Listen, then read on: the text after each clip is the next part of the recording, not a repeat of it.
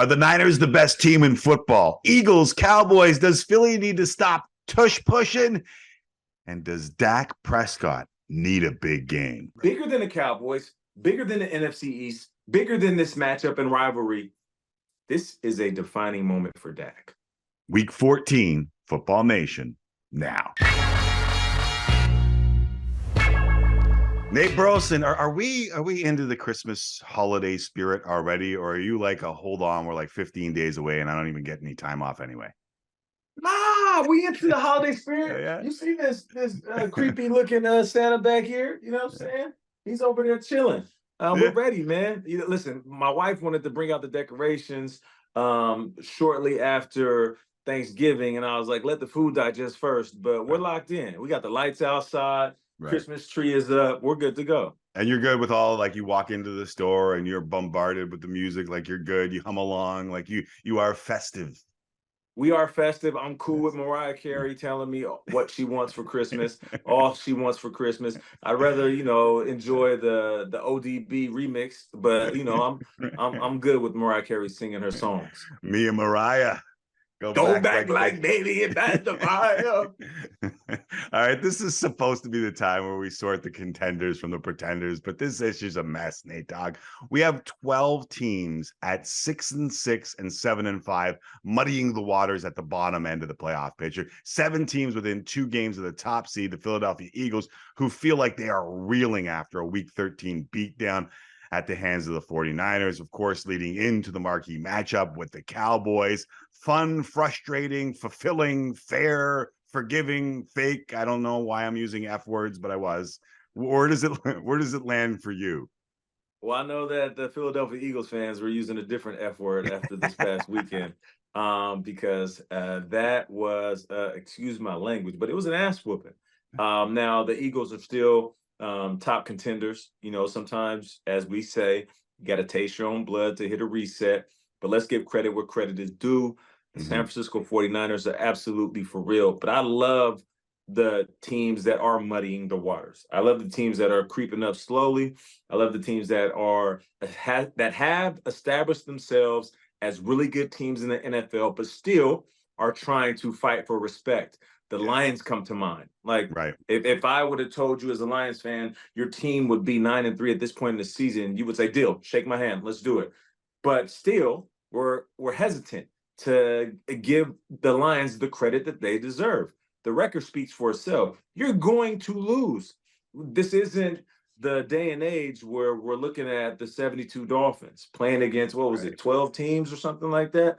Right. I just feel like let's accept these teams taking L's and let's appreciate these teams that are still mathematically in it, because one of these teams will surprise somebody. I don't know if they're going to make a run to the Super Bowl, but that's why we opened up the playoff picture, is for these teams, these Cinderella stories. All right, so let's start at the top, and another F word. Are the 49ers the favorite after that 41-19 win? Man, I kind of want to say F, but you know what I mean. We'll keep it PG. Yeah, damn right. These guys, they have it all. Name something that they don't have. I'll wait. Oh. They have, let's just start with the skill players, right? They got a defense that's hungry, the back end. We're talking safeties and cornerbacks. Super aggressive. They'll maul you at the line of scrimmage. They're disciplined in their zone drops. Then they have linebackers. I mean, Fred Warner doesn't get enough credit, but they can go east to west with the best of them. They add Chase Young. This defense is strong on every level, and they're physical. Like, I believed that the Philadelphia Eagles were physical, maybe even the most physical team in football.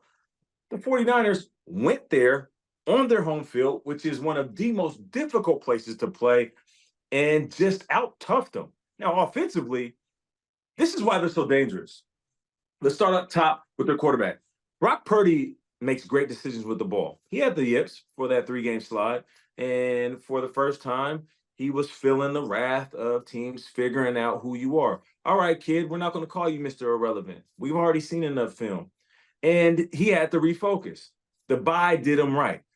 But what happens is you have a quarterback that can take care of the rock. And 4 dudes, pick your poison. Do you want to sip slow on McCaffrey? Or do you want to focus on Deebo Samuel? Well, if you do, you got to watch out for number 2, Brandon Ayuk. Oh, Yeah. not to mention they have this one dude who is an extension of the offensive line and will block for 4 quarters, Yeah. not complain, and then show up the next game and George Kittle will put up a buck 80 on you. That's just the guys that we know. The complimentary guys are just as hungry. So I just feel like the Niners, they have solidified themselves as a team that can do it all. Because when it gets ugly and the weather gets colder, they can run the rock. Right. When they are playing indoor and they need to play faster, they're as quick as any team out there. Yeah, they are my favorite team right now. The one thing I am proud of, the Cincinnati Bengals did not work out, but preseason selection of the 49ers representing the NFC in the Super Bowl, I'm super proud of that because I always had faith that Brock Purdy was as good as he was last season. Yeah, and that was impressive. I mean, -6 yards after 1 quarter, and he throws for 4 touchdowns. No, and you're right. You take away one, they got another and another and another that can beat you. So, of course, that leads to the big game for Philly, who could go from a comfortable lead in the NFC to tie to top the NFC East with the Cowboys as they head to Dallas for the Sunday nighter. When you're in a room, can there be lingering effects from a game like the Eagles had last week? Definitely. Yeah. There could be doubt. I know that Jaylen Herz is a captain that steadies the ship, even with the waves crashing up against it and the guys panicking. He's saying, nah, we're good. Hey, just focus on land. We're straight. There's some rocky waters, but look, land's right there. And land for them is Las Vegas. They want to make it to the Super Bowl. They know what it's like, but they got beat. And they didn't get beat by 3, they got beat down. And the reason I wanted to emphasize that is because as I was watching it from the outside in, the 49ers looked faster. Somehow they looked younger. They looked a little bit hungrier. If that lingers into this game against the Cowboys, who are young, fast, hungry, you could see a similar performance. I just think the Cowboys right now, if I had to pick this game, I'm going with the Cowboys. And I'm always hesitant to give the Cowboys that regular season credit. I'm good with the Cowboys being good in the regular season. I want them to be postseason good. But right now, with the way these two teams are headed, I feel like Dallas is going to walk into this game more confidently, and they will play better for 4 quarters. Okay, so I want to kind of tie it all together. But Dak, another big game, and I know you've been waiting for good team versus doing it against good teams in conjunction with pressure of the postseason. Bingo. But I put together some numbers here. What do you got? Dak beat up that Seahawks defense that's pretty good. Yeah. And over his last 7 games, starting with the Chargers, he's averaging over 310 yards per game on 70.5% passing with 21 touchdowns and 2 interceptions. My man's getting busy. My man's getting busy, playing like an MVP. There's no Burger King bathroom. He's just getting busy. That's a fact. The Humpty dance. That's what he should do in the end zone. But listen, I do feel like, even though I said, I don't want, the Cowboys to continue to be regular season good, I need to see more in the postseason. This is a defining moments game. And I was never that guy. I was never like, oh, this is a must win. This is going to define us. Bigger than the Cowboys, bigger than the NFC East, bigger than this matchup and rivalry. This is a defining moment for Dak. If Dak shows up, plays well, takes care of the ball, outplays Jaylen Herz, and the Cowboys win convincingly, it says a lot. It says a lot about this team. It says a lot about their quarterback, and it says a lot moving forward for both squads. I can't wait for this. Yeah, he did that in Philly, except they didn't win. He put up numbers in Philly, but they did not win. I'll ask you one more about this game. Is Jaylen Herz healthy enough to keep the Eagles a Super Bowl favorite? I remember Dwayne Wade early in his career was attacking the basket ferociously. And he would just go up with reckless abandon and just try to dunk on guys, doing layups and reverses, and just boom, boom, boom, hit the ground. And he said Jordan told him, keep your ass off the ground. Stop hitting the ground so much. I'm paraphrasing, but I heard that Jordan was like, look, it's the long game. you falling and crashing like that is not going to be good for the end of the season, let alone the end of your career. The reason I bring that up right now is because as much as I love the brotherly shove and the tush push, Yeah. and there's a lot going on with them big bodies crashing up against him. And that's not even to mention when he leaves the pocket. Now, Jaylen Herz does a great job of sliding, getting out of bounds, taking care of his body. But after a while of being in the middle of a rugby scrum, it has to wear on you. I mean, how many times is he going to pick himself up and not feel a little bit sore the next day? We're talking week after week. There's a reason why the Philadelphia Eagles are so good at the brotherly shove, because there's a lot of contact in there. Yeah. And the guy at the center of it, literally on the center, is Jaylen Herz. I hope that that isn't the reason why he's a little banged up. I do feel like he isn't as fresh as he was early on in the year. The only good thing I could say about that is that everybody's sore at this point in the season. Right. But not every quarterback is doing the brotherly shove every single week. So you look at Dak, Dak seems fresher. He seems like he is in his bag. He's moving around in that pocket a lot better. He's taking off. He's staying out of the big hits. So I don't know if Jaylen is healthy enough to make a really strong run. What I do know is they should think about handing it off to the running back when it's 4th and 1, 4th and goal, 3rd and 1, 3rd No and short. chance. No, I agree with you. Chance. I agree with you, but give it no. to Swift, man. Hand it off to your running back. Everyone has everyone needs to call a doctor after 4 hours with what they have for the brotherly shove, like for the tush. Hey. Everyone is so excited. They want to make rules to stop it. There's no way Nick Sirianni's going away from it, even if it means Hurts healthy. And I'm with you. You're right. You're right. Listen, I sat down with AJ Brown a couple of weeks ago, and this dude is built. He walks in the room, just no body fat, ripped. You know what I'm saying? I dapped him up, and in the back of my head, I was like, damn, I used to be built like this. But like, his body is phenomenal. He's a strong, stout receiver. I was like, bro, you don't want to get into the mix of the brotherly shove. I see you on the outside doing a little arm extension, and he basically looked at me and was like, no.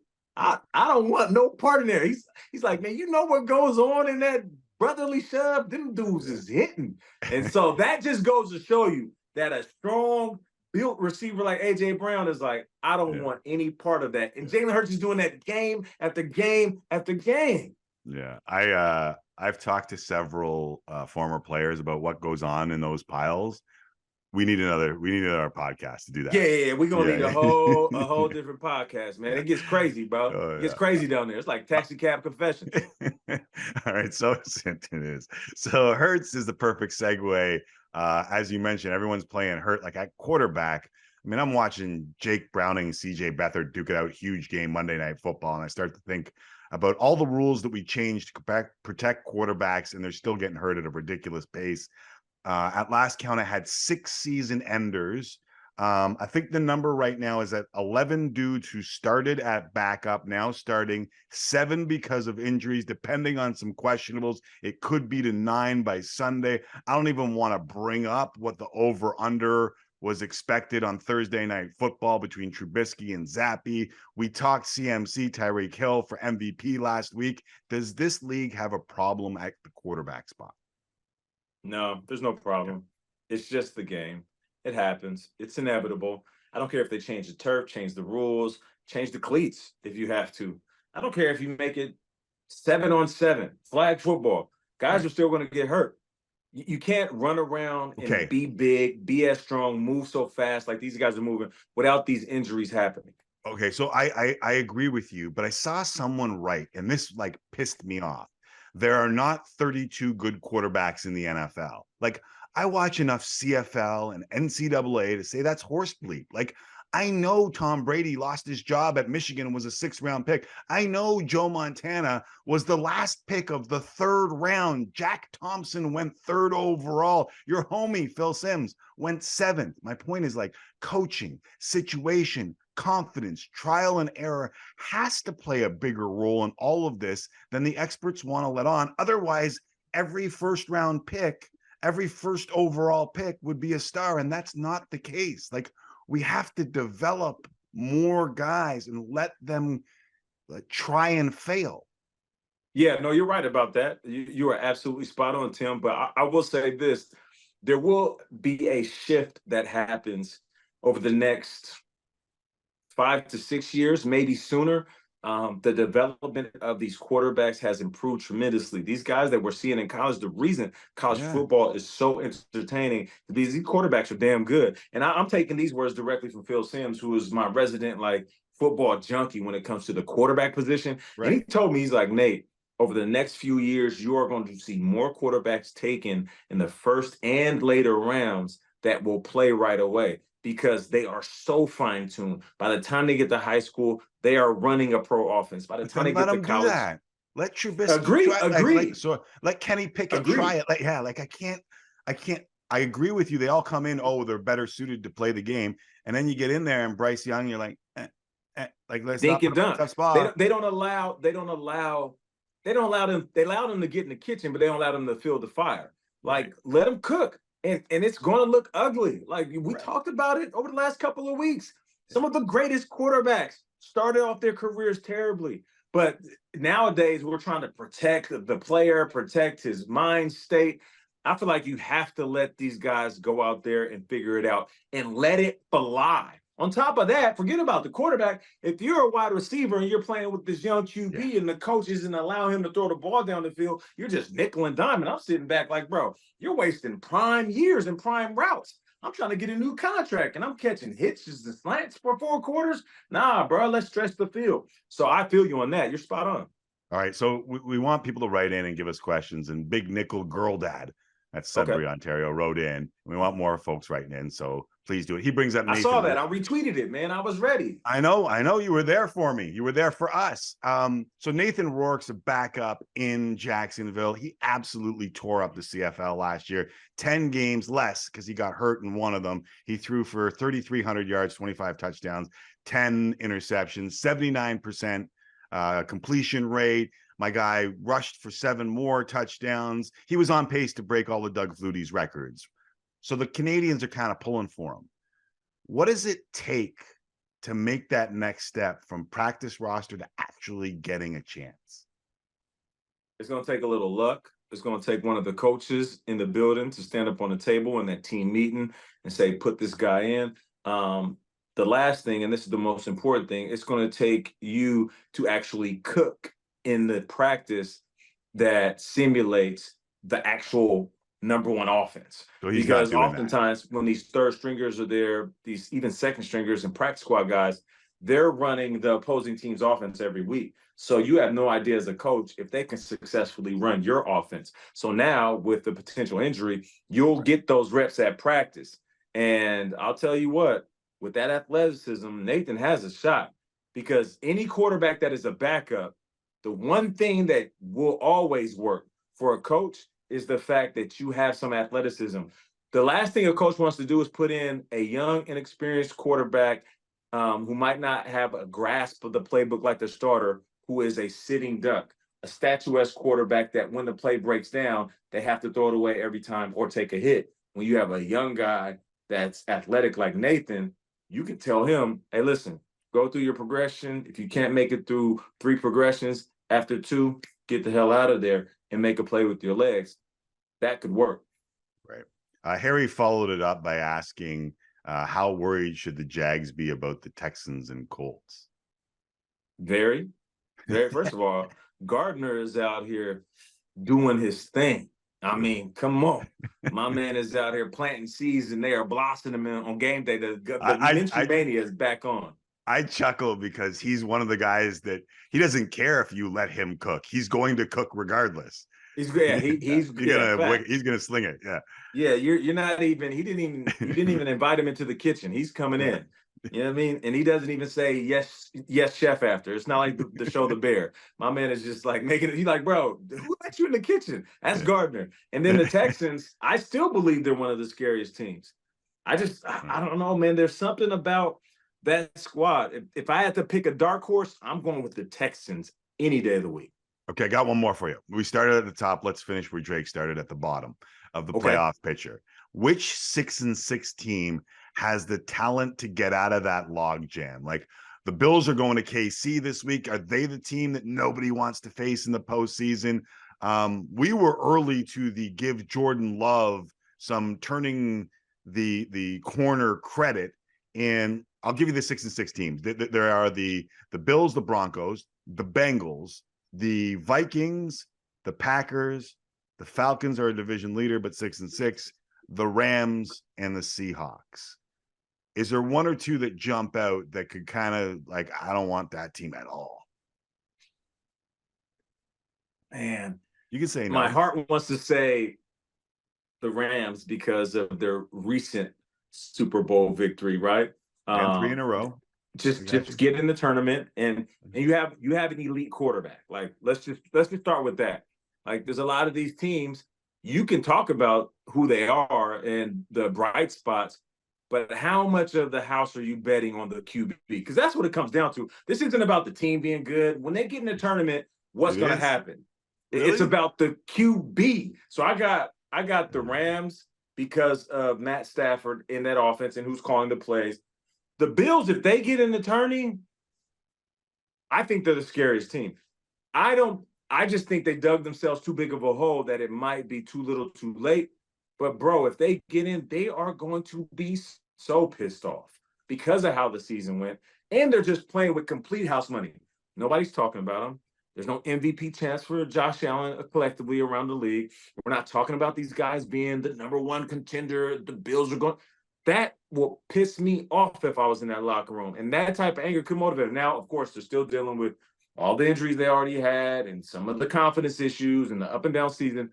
I just know there has to be desperation. If I'm a Bills player, not only am I like thinking about what happened to the 90s Bills that went to Super Bowls and lost, but looking at my team and seeing like this what could be roster grenade that could go off at any moment. It could be a coaching staff grenade. Like I know what it's like to literally hear that tick, tick, tick, tick, and knowing a time bomb is about to go off and things will never be the same. So I just feel like the Bills could be on the cusp of like, this is it. This is our last ride. I was thinking back to the Final Four, and I forget what year it was, but it was Nick Foles, Case Keenum, Blake Bortles, and Tom Brady as your Final Four quarterback. So, hey, listen, man, we always think we know what happens after every week, but ish can change. That was the Jags in the AFC Championship game, right? Yeah. That was Blake when Ramsey, the week before, Jaylen Herz was like, yeah, we going there, we going to win this. I'm like, hey. But no, I remember that. And they almost won that game, too. Yeah. So stuff can change. I don't know if this is the year that stuff can change, but it's fun seeing it all in and around the bottom, in and around the top, kind of crumpling up. And then we change things each and every week, save for the fact that we both know that a non-quarterback MVP will come this year. That's what we know. That's a fact. You can bet on that.